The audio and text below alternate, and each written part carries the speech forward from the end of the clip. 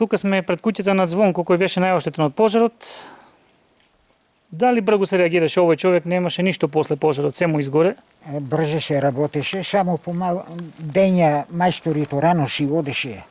Така им беше превозо некак, да си рано одеше, а по-напред ќе завршише. Скоро месец време еве готова е. А помалку, нема месец. Нема месец. Кој се му помагаше на вашиот сосед? Они си водеше помагач.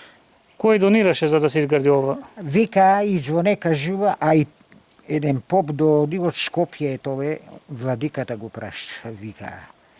Свети Спас хуманитарна организација? Свети Спас. И така.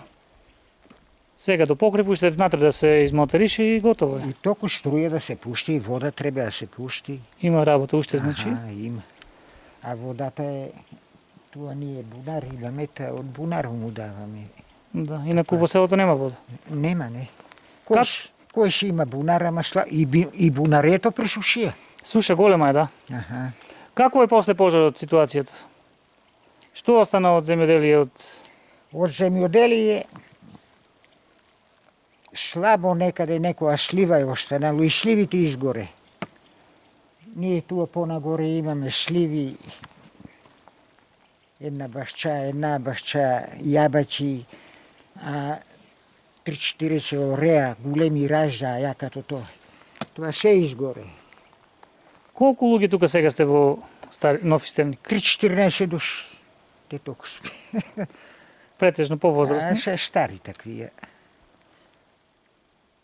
Продавница немате, купувате, рековте од Купуваме си ја. Од работивиште? Доноси тоа дете во него, вика. Друга помош некоја потребна ли ви е? И што помош? Водата е многу бела.